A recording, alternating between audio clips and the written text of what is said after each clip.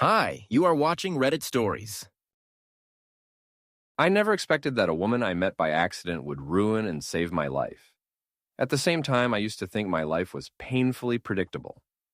I'm 37, work in IT, never married, no kids, a couple of short-term relationships that fizzled out with little drama. I wasn't lonely, not really.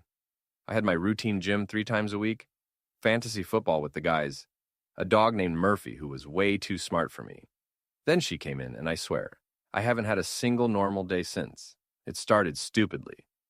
I got on the wrong train. I was heading to Baltimore from DC for a conference and didn't double-check the platform. 10 minutes into the ride, I realized I was going the wrong direction. When I stood up to get off at the next stop, she was already staring at me. Not in the flirty, hey, cute guy kind of way. More like, you're making a huge mistake, and I'm not going to let you do it quietly. I was wearing a blue button-up. I remember that because she pointed at it and mouthed, "Wrong train, blue shirt." I laughed, nodded, and sat back down. I figured I'd get off in New Carrollton, switch, and fix it. She sat across from me and didn't say a word until we were pulling into the station. She stood up, looked me dead in the eyes, and said, "You're going to want to come with me." Now, I don't follow strangers. I'm not the guy who gets lured into white vans or cults. But something in her tone, not desperate, not romantic, just sure made me grab my laptop bag and follow her off the train. She introduced herself as Zoe, didn't offer a handshake, just walked like she knew where she was going, like we were already late. We ended up at a diner across from the station. She ordered 2 black coffees and told me to listen closely. I won't detail everything she said then. It didn't make sense anyway. Something about misidentification. How someone with my build and face was involved in a crime. How she knew because she worked for an informal corrections oversight group, which I later found out wasn't exactly real. Or legal. I thought she was unhinged. I was about to leave when she pulled out her phone and showed me a picture. It was me, but it wasn't. This guy, same jawline, same eyes. Even the same scar on my temple from a childhood biking accident. But the vibe? All wrong. He looked confident, dangerous, alive in a way I've never been. She called him Samir. Said he was a fixer for someone bad. I laughed. Then I left. She didn't stop me. 2 days later, my apartment got broken into. Nothing stolen. Just my papers rifled through. My birth certificate was gone. I tried to file a police report, but something in me said not to mention Zoe or the photo. I just said it was a standard break-in. The officer nodded like he'd heard it 100 times. That night, Zoe texted me. I hadn't given her my number. All it said was, "You're in it now." She wasn't wrong. What followed was the most surreal, chaotic, and honestly exhilarating year of my life. Zoe didn't just reappear. She embedded herself into everything. My routines fell apart. My dog started liking her more than me. We started pretending to be together to dodge questions from people watching Samir. Somewhere in there, we stopped pretending. But then the real Samir showed up, and that's when everything burned. Zoe didn't contact me again for 3 weeks after that cryptic text. I went back to my life, or tried to. The break-in rattled me, but nothing else happened. I replaced my birth certificate, started triple locking my door, even moved my laptop off the desk each night and stuffed it in a drawer, like that would stop someone who already knew my face. Then, one afternoon, I saw myself. I was at a gas station just outside Arlington. I'd driven out there for a client, some basic software troubleshooting for a dental office, and stopped for a drink. As I was walking back to my car, I saw a guy pumping gas into a black BMW. He had on sunglasses, a gray jacket, and something about his stance. He looked like me. Not guy with the same hair color kind of resemblance. I mean exactly like me. I stopped walking. I must have stared too long because he looked up. Our eyes met, and for a brief second, I saw the flicker of recognition in his face too. He didn't panic. He didn't run. He just smirked. Then he got into his car and drove away. I stood there for maybe 5 minutes, heart racing, trying to process it. I called Zoe. No answer. Called again. Voicemail. I sent a single text. I saw him. 30 minutes later, I got a ping. Where? I gave her the gas station address. She didn't respond. But the next day, she was waiting outside my building when I got home. She didn't speak right away, just handed me a folder. Inside were surveillance photos, me, or him at least, taken from various places. Some I recognized. The train station outside my old job, a bar I'd been to once 6 months ago. Others were unfamiliar. Zoe explained that Samir was a ghost. No real paper trail, no digital footprint. His identity was stitched together from dead ends and half-truths. But the kicker? Every time someone tried to get too close to the truth, they disappeared. Not in a, oh, they moved to Vermont way, like vanished. She thought he'd found a way to borrow people's identities for short stretches. Enough to create confusion, enough to cover his tracks. And now he was borrowing mine. I laughed when she said that. Not because it was funny, but because it was so insane that laughing was the only sane thing left to do. She didn't laugh. Just said I had two options. One, walk away, pretend it never happened, let her handle it. Two, help her. I chose the second option. Not because I'm brave, but because I had this gut-deep fear that the more I tried to ignore this, the more Samir would pull my life out from under me. Maybe it was already happening. The next month was a crash course in covert paranoia. Zoe taught me how to recognize tailing patterns, change my routine, scrub metadata from photos. She wasn't CIA, she said, but she'd worked with people who'd burned their clearances and went freelance. Her specialty was exposure not to the public, but to clients who wanted dirt without fingerprints. In other words, she made people visible who wanted to stay invisible. And Samir was her white whale. I became bait. She set me up with burner phones, new clothes, an alternate address. We staged a public blow-up in a cafe so I could go off-grid. I took time off work, told friends I was going on a sabbatical to clear my head. In the silence that followed, I learned things about Zoe I wasn't supposed to know. That she'd lost someone. A sister, maybe? She never said directly, but once I caught her staring at an old necklace, her eyes gone somewhere else. That she wasn't just chasing Samir for a paycheck. This was personal. And even though I knew I should have been scared, I found myself drawn to her. Not in a whirlwind romance way. More like gravity. She was a storm, and I'd been dry for too long. Then came the warehouse. That's where the real story started. That's where the line between my life and his life disappeared for good. The warehouse looked abandoned from the outside, like the kind of place where stray cats fought over scraps.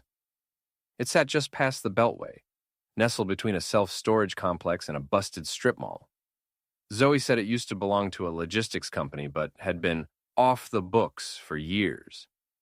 Now it was one of Samir's suspected dead drops. We got there just after 1 a.m.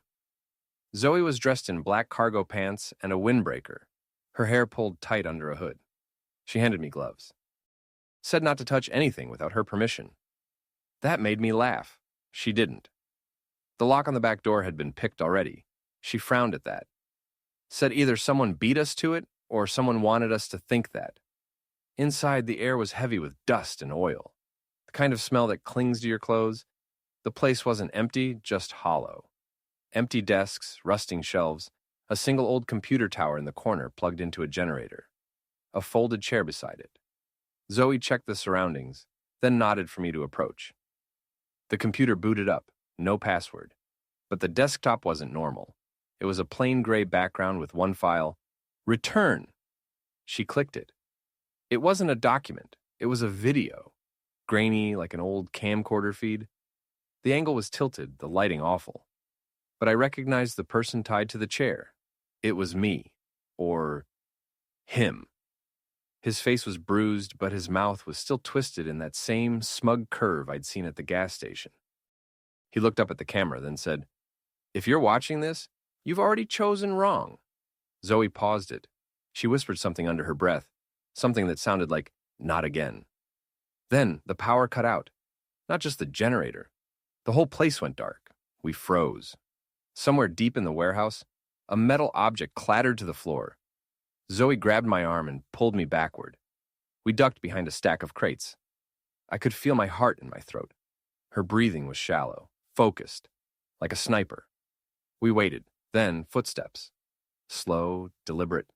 Not like someone searching. More like someone waiting to be found. Zoe slipped something out of her coat's small boxy. She clicked it. A red light blinked once. Then, she whispered, "Flash and run." I didn't know what that meant until a blinding burst of light detonated behind us. Non-lethal, I think, but enough to drop anyone nearby. The noise was disorienting, like a lightning strike going off next to your head. We ran. She didn't look back. I wanted to. Couldn't. We didn't speak until we were 3 miles away at a Waffle House parking lot. Even then, Zoe just stared out the windshield and said, "He knew we'd come." That wasn't surveillance. That was bait. I asked if she thought Samir was there. She said no. Then she said something that chilled me. "He wanted you to see it. You were supposed to see yourself like that." That was the first time I understood that this wasn't about mistaken identity anymore. Samir didn't just look like me. He was modeling himself after me. Or I was after him. I didn't know which. She dropped me off around 5 a.m. Didn't say anything. Didn't need to. I didn't sleep. Just sat in the dark, wondering if I was still me. The next morning, my landlord knocked on the door. Said someone claiming to be me had already picked up a package dropped off at the front desk. A small black envelope, hand-delivered. There was only one other tenant who resembled me. A guy in 3B. I ran up there, knocked. No answer. I kicked the door open, empty. But there was a single photo left on the kitchen counter. I picked it up. It was of me and Zoe, taken through a window. Time-stamped the night we staged our public breakup. He'd been watching us the whole time. A week passed without a word from Zoe. At first I thought she was just laying low.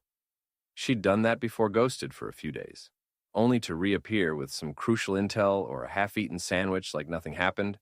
But this felt different. I texted, called, left voicemails. Nothing. I should have been worried about her. Instead, I started noticing things missing from my life. It started small. My LinkedIn profile was gone, deleted, not deactivated, erased. Then my work email stopped syncing. I reached out to my manager, but I got no reply. Finally called the office. The receptionist didn't know who I was. I spelled my name twice, gave my employee ID. She put me on hold. When she came back, her voice was polite, rehearsed. "I'm sorry. We don't have any record of a Daniel Mercer working here. That was my name. Is my name." I hung up and stared at the wall for a long time. I called my bank. Password failed. Reset request failed. They said they needed identity verification. I uploaded my ID. They flagged it as inconsistent. In 1 week, my professional and financial lives were disappearing under my feet. I went to the DMV, waited 4 hours, only for them to tell me that my driver's license had been suspended 2 days prior. For a DUI, I don't drink. They showed me the citation. A copy of the police report, a mugshot. It was me. That's when it clicked. He wasn't just copying me anymore. He was replacing me. I raced back to my apartment. It had been cleared out. Not ransacked, cleaned. My furniture was gone. Murphy, my dog, was gone. No signs of a break-in. Just like I never lived there at all. There was only one thing left. Taped to the door was a sticky note. 2 words. "Still smiling?" I broke down right there in the hallway. Not because of fear, not even anger. Because for the first time, I couldn't tell where my life ended and his game began. That night, I slept in my car outside a closed bowling alley. I had nothing. Until Zoe finally resurfaced. She found me the next morning, parked half asleep with the windows fogged. She didn't look good. Hair disheveled, cuts on her hands. But her eyes were sharp, wide awake. She didn't speak until I'd had coffee. Then she said, "He's almost done with you." I asked what that meant. She said Samir had a method. Find a match, bleed their data, then assume their life for a stretch weeks, months, sometimes just days. It was like identity laundering. He'd take over long enough to move money, stage meetings, use their face to buy time. Then he'd vanish, and the original person would be left with a pile of contradictions no one believed. But this time, Zoe said, something was different. He wasn't vanishing. He was settling in. And she thought she knew why. Zoe took me to a motel in the middle of nowhere. She had gear set up, laptops, radios, fake IDs, printed maps like something out of a spy movie. She showed me photos of other men who'd had similar experiences. A doctor in Boston, a professor in Amsterdam, a soldier in northern Syria. All of them had been erased. Only one had survived. Barely. He was in a psychiatric facility in rural Oregon, labeled delusional. Believed he was someone else entirely. That's when Zoe told me the part she hadn't shared before. Samir had done this to her too. Not her identity, her sister's. 6 years ago, her sister had vanished. A few sightings popped up after conflicting ones. She'd supposedly gotten married, moved to France, joined a commune. Zoe knew her sister too well to believe it. She started digging. That's when she found Samir, or at least the edges of him. It took her years to find a pattern, years to even believe what she was chasing. But the deeper she dug, the more she found other people who'd been fractured in the same way. No one believed them, except her. Her obsession cost her everything. Job, friends, sanity. And now, me. We sat in silence for a while, both processing how screwed we were. Then, she said something strange. What if it's not just about stealing lives? I asked what else it could be. She looked me dead in the eye and said, what if he's building one? I didn't understand it then. But I would. Very soon. Zoe had a name. Ren Harker. She said it quietly, like it was a spell or a curse. She'd found it scribbled in a margin of a physical file she'd stolen 2 years earlier from a shell company posing as a surveillance firm in Prague. The file was mostly garbage budget allocations, employee rosters, nothing actionable. But Ren Harker was mentioned once, in red pen. Beside it was a single word. Handler. We didn't know who or what he handled, but Zoe believed he was the one keeping Samir active. Not pulling the strings, maybe, but cleaning up the mess after. Smoothing records, burning trails, making men like me vanish, while men like Samir walked away spotless. Zoe tracked Ren to a business suite in Richmond. She said we were just going to observe. We didn't. The office was empty when we got there. Too empty. Like someone had staged it to look like people worked at their cheap chairs, fake diplomas on the wall, untouched mugs on desks. But no fingerprints. No dust, either. Zoe went straight to the server closet. There was a single terminal still powered on. Password protected. While she worked, I looked around. Found a shelf of burner phones, all labeled by city: Atlanta, Detroit, Portland. Each phone had dozens of calls made to a contact labeled C. Zoe cracked the password. The desktop loaded to a plain text interface. No icons, no clutter. Just one message blinking at the center of the screen. Do you want to remember who you were? She didn't click anything. Instead, she yanked the drive and smashed the machine. Said we weren't taking chances. We left through the alley, got in the car. That's when she told me. Zoe believed Ren had developed some kind of identity scaffolding program, a system that could build, swap, and collapse identities in digital space, and then sync them with real-world data points. Not just bank accounts and socials, but search history, facial recognition registries, voice patterns, medical logs. She thought Samir was the alpha test, and I was the blueprint. Which made me wonder, if Samir was copying me, where did he get the original source? That night, I asked Zoe something I'd been avoiding for weeks. Are you sure I'm me? She didn't answer at first. Then she said, that's the wrong question. I didn't sleep. The next day, Zoe found someone, a man in New York named Elijah Kale. A data engineer, clean record, until he tried to report a breach in a government contractor system that let identities be spoofed and assigned. 2 weeks after that, Elijah supposedly crashed his car into the Hudson.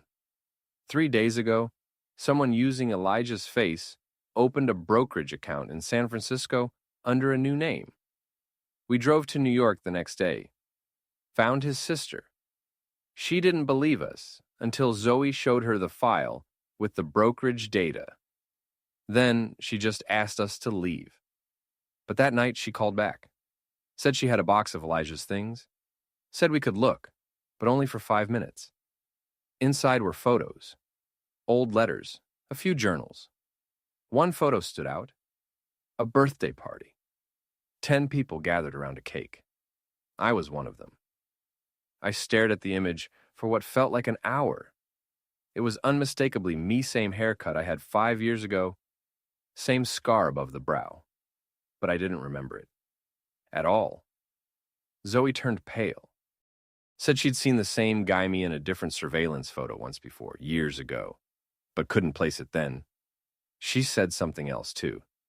If that photo is real, you didn't just get copied. I waited. You might have been grown. I didn't understand what she meant. She didn't clarify. The ride back was silent. The drive back from New York took 6 hours.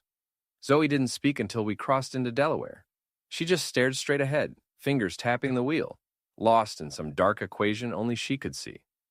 I stared at the photo from Elijah's box again. 10 people, birthday cake, candles shaped like a 32. In the back me, or someone who looked exactly like me. No timestamp, but the picture felt old. Maybe 6 or 7 years. And I looked younger in it, which made no sense. I wasn't there. I had no memory of that day, that room, those people. Zoe finally spoke as we hit the bridge. I've seen you before, she said. Before the train, before Samir. Not you exactly, but close enough that I thought it was déjà vu. I waited. I was tailing someone in D.C., a coder named Ayers, who was laundering biometric data through facial recognition startups. I followed him to a bar one night. He met with a guy who looked like you, younger, cleaner. He handed Ayers a flash drive, then vanished before I could follow. She glanced at me, then back at the road. I didn't connect it until now. That wasn't Samir. That was you. Or someone with your face. I asked if she thought I'd been cloned. She didn't laugh. Instead, she said, not cloned, compiled. It sounded like nonsense, but I didn't push. I knew she'd explain when she was ready. We got back to the motel. I showered, tried to sleep. Couldn't. My brain kept gnawing at itself. The birthday photo, the Ayers bar meeting, the way my memories now felt like borrowed footage, like they belonged to someone else, and I was just renting them. At 3 a.m., so Zoe knocked on my door with a USB stick in her hand. From the Elijah photo box, she said. I didn't tell you earlier. We plugged it in, one folder, no name, just a date. Jewel 04-2020. Inside 3 files. One was a TXT file with a string of what looked like hashed encryption keys. Another was a database labeled imprint sets Chach Beta 4. The last one was a video file. She opened the video. It was security footage. Dull, grainy, time-stamped 3 years earlier. A medical facility based on the surroundings. A glass observation room with white lights overhead. Inside the room were 2 people, a woman in a lab coat, and me. Not Samir. Me. The version of me in this video was calm. He sat still while the woman examined his pupils, shined lights in his eyes, took notes on a clipboard. She asked him questions, but there was no audio. Then, another person entered the room. Tall, bald, dressed in black. He handed the doctor a phone. She looked at it, nodded. Then turned to me and said something. He looked confused, then terrified. The doctor touched a panel on the wall. Gas hissed into the room. My double collapsed. The video cut out. Zoe sat back in her chair, face blank. Then, she clicked into the database file. It listed imprint sets, dozens of them. Each entry was tagged with initials, DM, EC, SA, MR. I pointed to the DM. Zoe nodded. Daniel Mercer. The data was detailed. Heart rate variability. Neural response triggers. short and long-term memory trace scoring. I didn't understand half of it, but I recognized some of the entries. Under event anchors, bike accident, age 9. Murphy adoption, March 2021.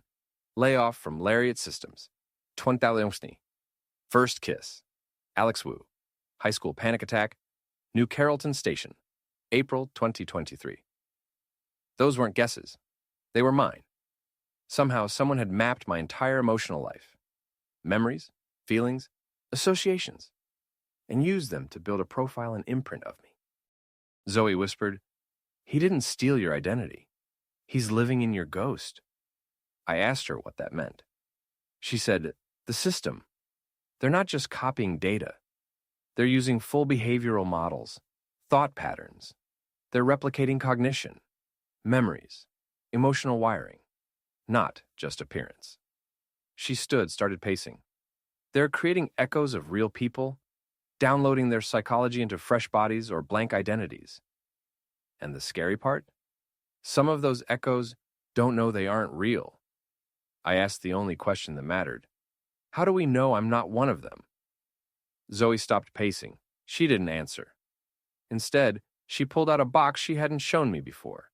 It looked like a medical kit. Inside, a small tablet with a hardwired plug. She told me it was a reality validator. Black market biotech.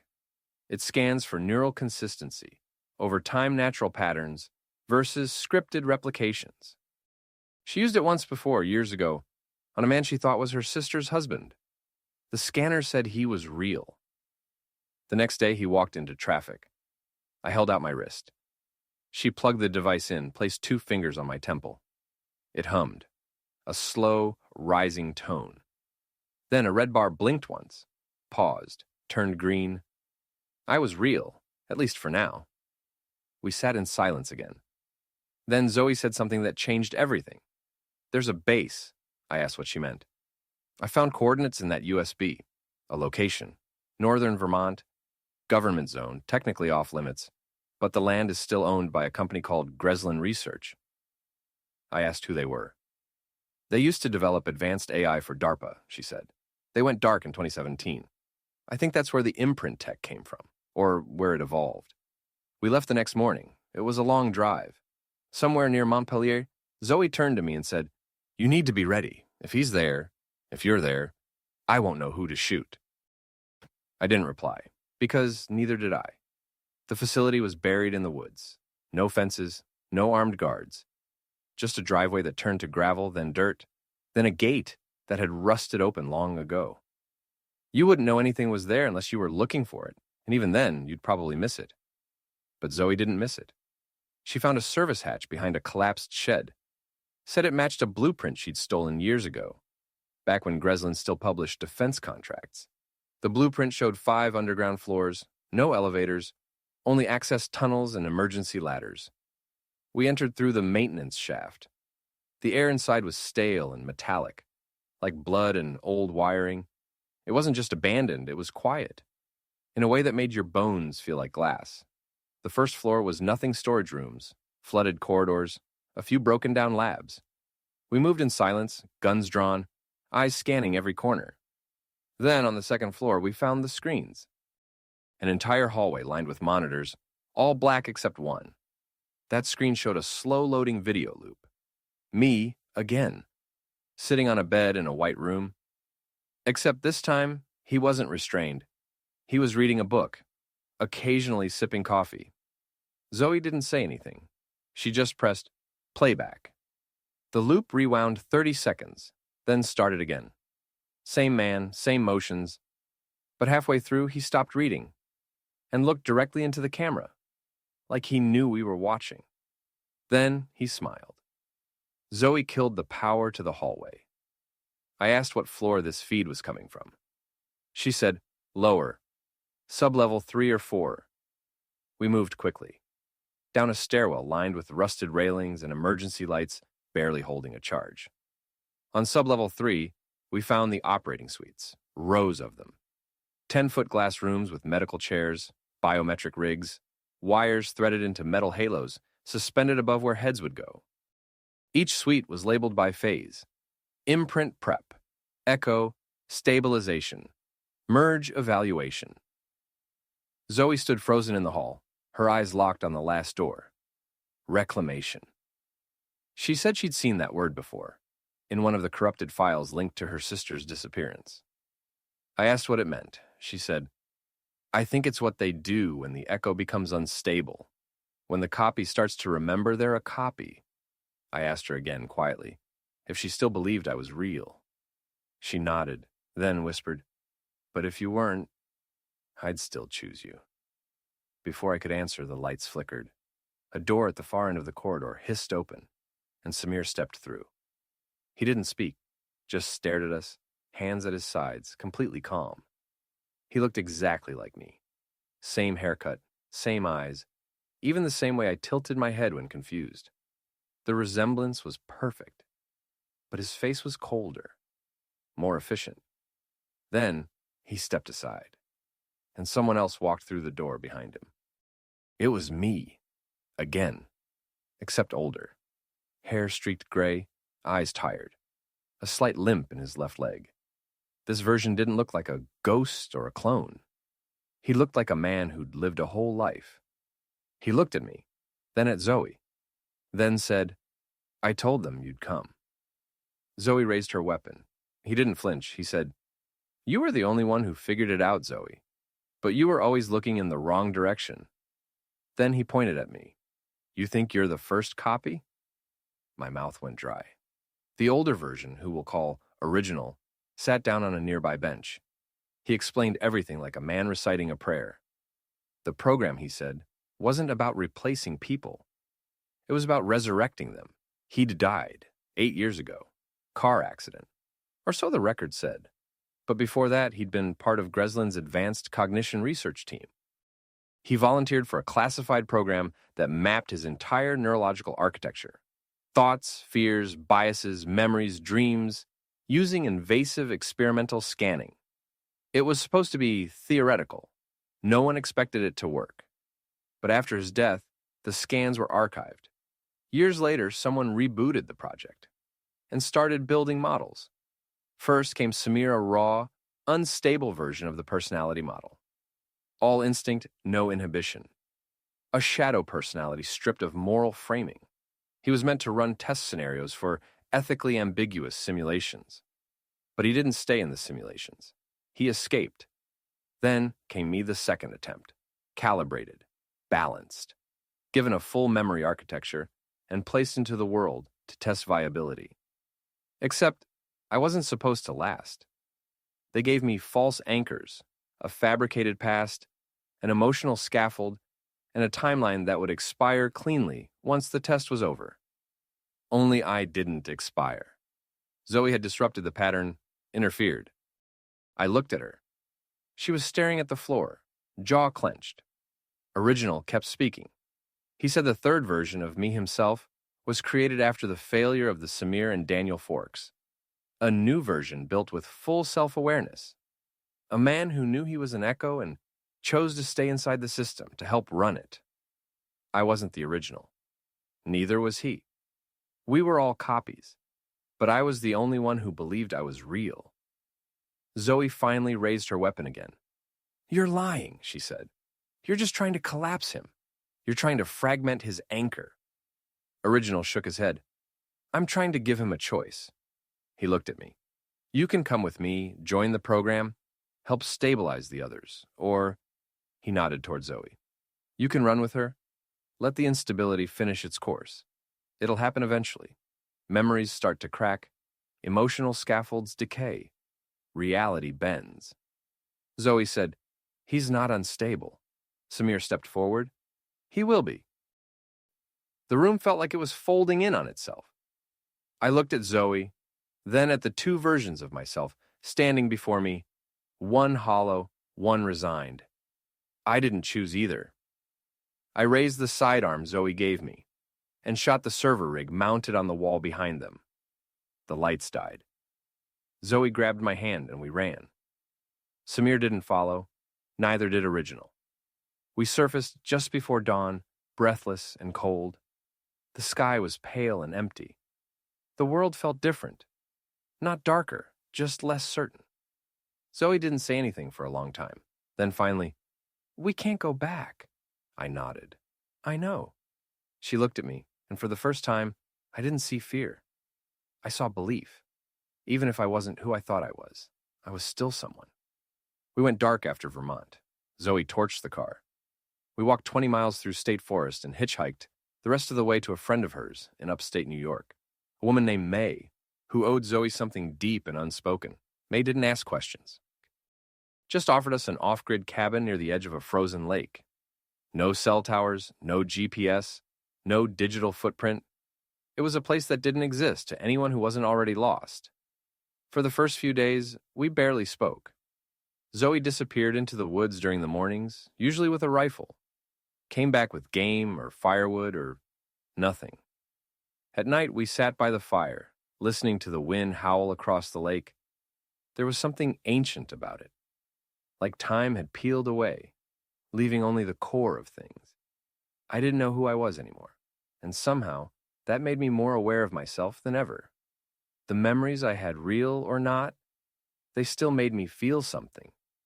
The fear of my first panic attack in a DC subway station, the thrill of adopting Murphy, the sound of Alex Wu's laughter after she kissed me behind the chemistry building. Maybe I wasn't born into those things, but I'd felt them, and no one could take that from me. One night, about a week in, I caught Zoe watching me from across the fire. Her eyes weren't cold anymore, just tired, and something else I hadn't seen before. Loneliness that had finally found a match. She asked, "Do you hate me?" I shook my head. "You should," she said. "I brought you into this. I ruined your life." I told her the truth. This was never my life. Not really, but you made it feel like it was. She turned away, blinking too fast. I got up, crossed the room, and knelt in front of her. "I don't care if I'm real by anyone else's standards," I said. "I'm real to you, and that's enough." She didn't say anything. She just leaned in and kissed me. It wasn't slow or careful. It was desperate. Like she'd been holding her breath for years, and I was the first gasp of air. We made love on the old rug in front of the fire, surrounded by nothing but pinewood walls and the sound of distant wolves. Her hands trembled. Mine did too. But when she touched me, it wasn't clinical. It wasn't cautious. It was human. After, she lay with her head on my chest, fingers tracing the scar above my eyebrow. The one we both knew was artificially assigned, but still ours. She whispered, "You're the only version of you that ever made me feel safe." And I finally let myself cry. Not because I was sad, because for the first time since this nightmare began, I felt like this, whatever it was mine. Not a simulation, not a copy. Just a moment, shared between two people who'd lost everything and still chose each other. In the following days, we built a life in miniature. We chopped wood, cooked over fire, bathed in silence. Zoe would sit on the porch, stitching torn jackets or cleaning her rifle. And I'd just watch her, how her fingers moved, how she tilted her head when she heard birds, how she never let her guard down, even when smiling. I wanted to memorize her, because part of me still believed I was running out of time. That whatever imprinting system had built me would collapse, glitch, or overwrite. That Ren Harker, or worse, Samir, would find us. But the days passed, and I didn't unravel. If anything, I felt sharper, more aware, like being with Zoe had pulled me into myself. One night I asked her if she believed in soulmates. She said no.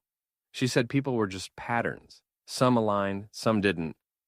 And if you found one that did, even for a while you held on to it. But, she added, if anyone ever made me believe in fate, she looked at me. It's you. I kissed her again, slower this time. Not desperate, not afraid, just grateful. We didn't talk about what came next. We both knew this wouldn't last, that the world outside would eventually reach in and pull us back under. But for now, we had the fire, the lake, and each other.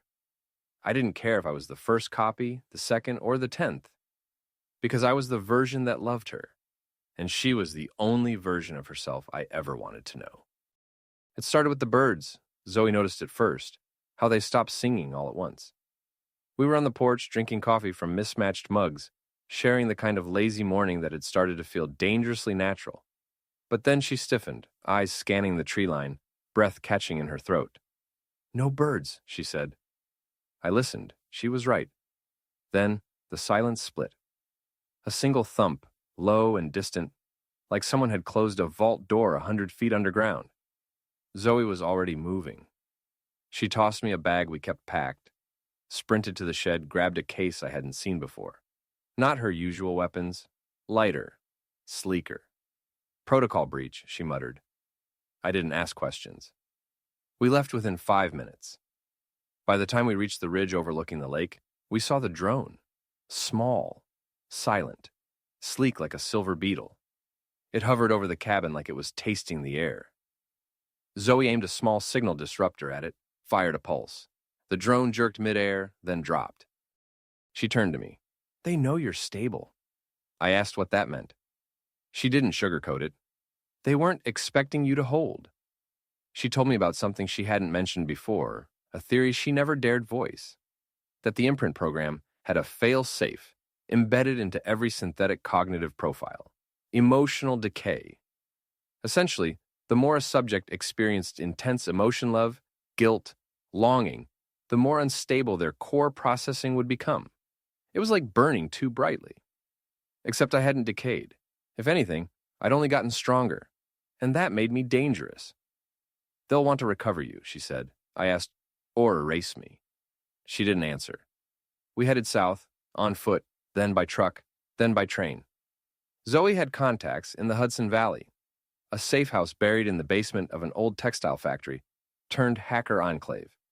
The people there didn't ask names. They scanned your eyes and counted your regrets. That's where we found the signal. Or rather, it found us. A repeating code broadcast in bursts through dormant ham frequencies. A code keyed to a unique ID Zoe once found embedded in a deep archive. DM2B. My tag. The message said one thing over and over. Recall protocol initiated. Return to origin site. I asked what happened if I ignored it. Zoe said, "They'll send a collection team." I asked what happened if they caught me. She didn't answer right away. Then, finally, "They don't need your body. They just need your mind intact." Meaning? Everything I'd felt, thought, lived through with Zoe, with her. It wasn't just data to them. It was code. Zoe started spiraling after that. The calm she'd built, the strength cracked. I watched her turn in on herself, staring at her hands like they weren't hers. That night I found her in the hallway outside the server room, holding a small flash drive like it was a loaded gun. She told me the truth. Zoe didn't just find the imprint program, she helped design it. Years ago, under a different name. She was recruited as a behavioral coder straight out of university, tasked with writing the scaffolding parameters for artificial emotional response systems. She thought it was for rehabilitation tech prototypes, for AI therapy, and trauma resolution tools. But it wasn't. Her models became the template. And her sister? Her sister didn't disappear. She volunteered to test it, volunteered to become a mapped imprint. But she didn't hold. The system failed, and Zoe never forgave herself. She walked away, burned her records, vanished. But the guilt followed, and when she learned they'd revived the tech under Greslin, she made it her mission to kill it. Kill everyone involved, even if it meant killing pieces of herself. "You weren't supposed to last," she whispered. She looked at me like I was a ghost, like I was her sister's shadow wearing someone else's skin. "But you did." And that scared her, because it meant the tech worked, and it meant she worked. She collapsed into me, then body shaking, sobbing, shattering. I held her for a long time, until her breathing slowed. Then I kissed her forehead and said, "You didn't make me." She tried to pull away, but I held her closer. "You helped build something, but I chose to be someone. There's a difference." She looked up at me, and for the first time, she let go of the weight, even if just for a moment. The next morning, Ren Harker contacted us. Not through a phone, through a broadcast interruption. Every screen in the hacker safe house went black. Then his face appeared. Sharp suit, dead eyes, voice like iron wrapped in honey. He said, "You've run well, but we don't need your compliance. We only need your proximity. If you wish to remain outside the program, do not return to any urban node. You will be terminated on detection. This is your last corridor of freedom." Then the screens returned to normal. Zoe stared at the floor. I watched the reflection of my face in the dark monitor glass. I didn't feel fear. I felt resolved. Because he thought proximity was his weapon. But he forgot what happens when echoes choose direction. Zoe looked at me. "We have one shot," I nodded. "We go back to where it started." She frowned. "You mean the warehouse?" "No," I said. "We go back further." She waited. "Your sister's trial site." Her eyes widened. Because we both knew what that meant. It meant facing the first failure. It meant discovering if the past we were both haunted by was still alive in some form. And if it wasn't, we'd burn it down anyway. The original site wasn't on any map. Zoe had to piece it together from fragments, coordinates in an old drive, mentions in long-deleted emails, security patterns that only made sense once we knew what to look for. It was in New Mexico, hidden in the desert, behind a shell company, fronted as a cryogenics startup. Zoe said the building had been buried deliberately after the program's first failure, a failure named Lena, her sister. We drove through a dust storm to reach it. No roads, no signs, just sky and silence, broken only by the crunch of our tires on the cracked sand. The facility was underground, sealed behind a sun-bleached concrete hatch. Zoe knew the sequence. Her hands shook as she punched it in. The hatch creaked open. Inside, it smelled of ozone and ghosts. The main hallway was still intact. Bare concrete, flickering lights powered by a backup grid that shouldn't have still worked. Zoe moved like she was walking through a grave. And in a way, she was. We reached the central lab. Glass walls, a circular control panel, and, at the center, a suspended chamber, ringed in frost. Inside it was a cryopod. The label read, "Subject Lena Z4 status, unstable hold." Zoe collapsed to her knees. She whispered her sister's name, like if she said it softly enough, it might still mean something. I approached the pod. The glass was half opaque, but I could make out a figure, thin, motionless. Tubes fed into her skull. "Is she alive?" I asked. Zoe nodded, tears sliding silently down her cheeks. "She didn't die," she said. She folded.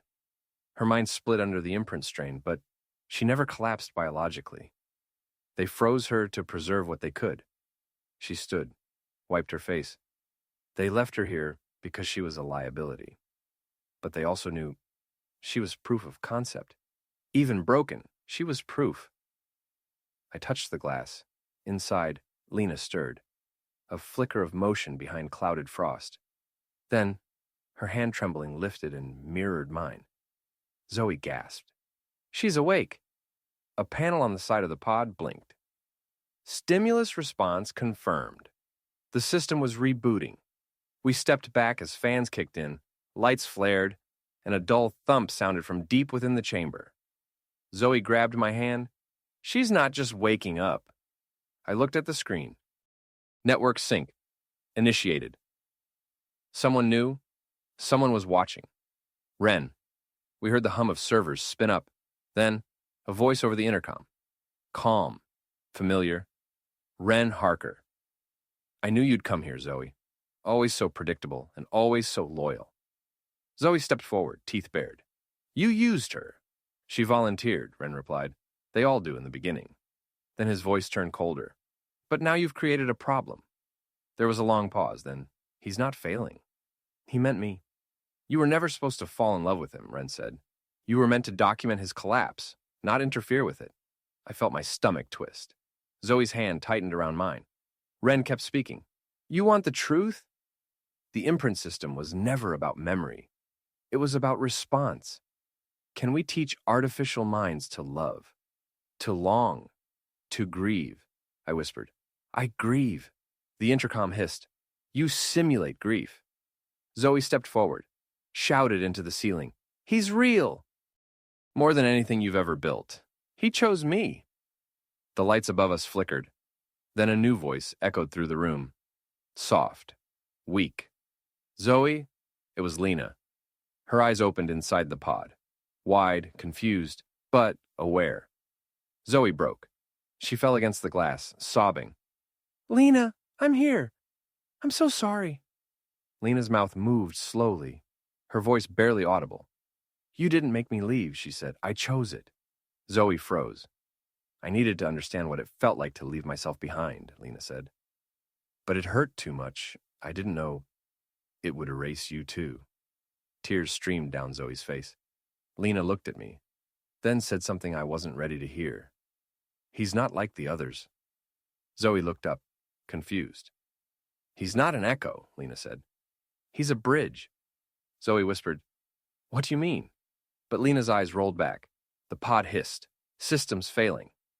I ran to the terminal, trying to override the freeze protocols. Zoe joined me. Her hands flew across the keys. But the console fought back. Red warnings lit up one after another. Recall protocol re-engaged, echo assets. Full termination order. Zoe turned to me. He's coming. The lights overhead snapped to red. Ren's voice returned, cold and final. You've seen enough. Doors began to seal. Drones activated, alarms blared. Zoe ran back to the pod, slid a USB device into Lena's panel, downloading something. I covered her. From the ceiling, something dropped. Not a drone, a man, but not a man, another me. This version was emotionless, clean, unscarred, empty.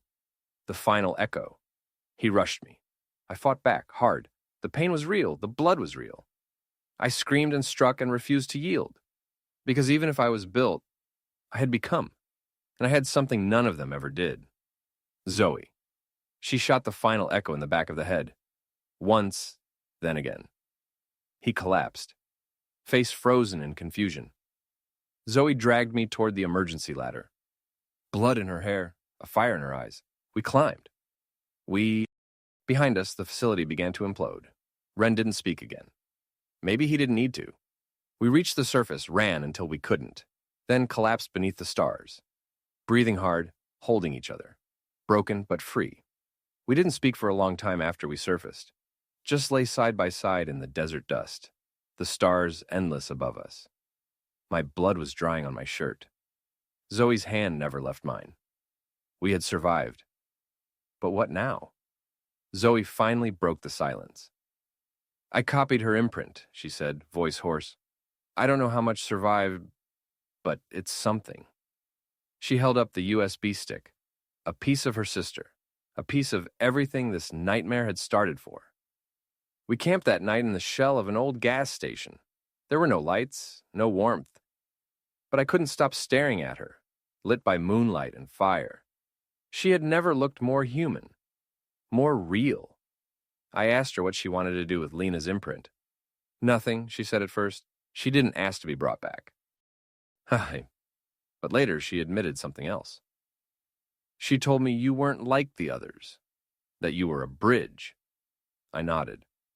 I think she meant you were a version that could feel without falling apart, that you weren't trapped in a loop like Samir, or an empty mirror like the others.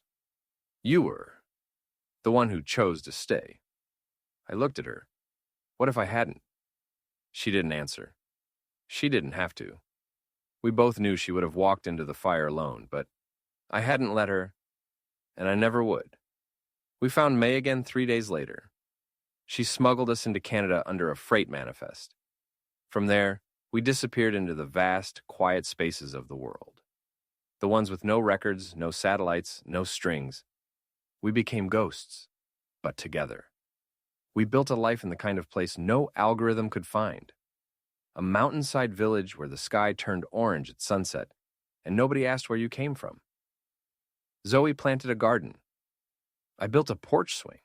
We bought a rescue dog and named her Echo. We didn't pretend it would last forever. But we didn't need forever. We just needed real. Zoe never stopped looking at the USB drive, but she never plugged it in. Not once. She said it was Lena's choice to step away from herself, and maybe it had to stay that way. Instead, she buried the drive under the tree in our backyard, the one that bloomed white flowers in spring. Every now and then, I asked her if she regretted it, saving me when she could have saved her. She always answered the same way. I didn't save you. Then she'd smile. You found me. Years passed. My memories didn't fade. My mind didn't collapse. I didn't degrade like the files said I would. If anything, I grew sharper, slower, deeper. Because love, real love, didn't tear me apart. It stitched me together. Zoe once told me that Ren's final mistake wasn't in how he built us. It was in what he believed about people. He thought feelings were software, predictable, replicable. But they're not. They're risk. They're choice. They're who we become when we stay anyway. Sometimes I wonder what happened to Ren, if he's still running the program from some dark room underground, trying to make sense of why one of his constructs went off script. Maybe he's trying to build a better version of me, one who followed orders, one who never loved her. But it won't matter, because that version, he'll never hold her when the nightmares come.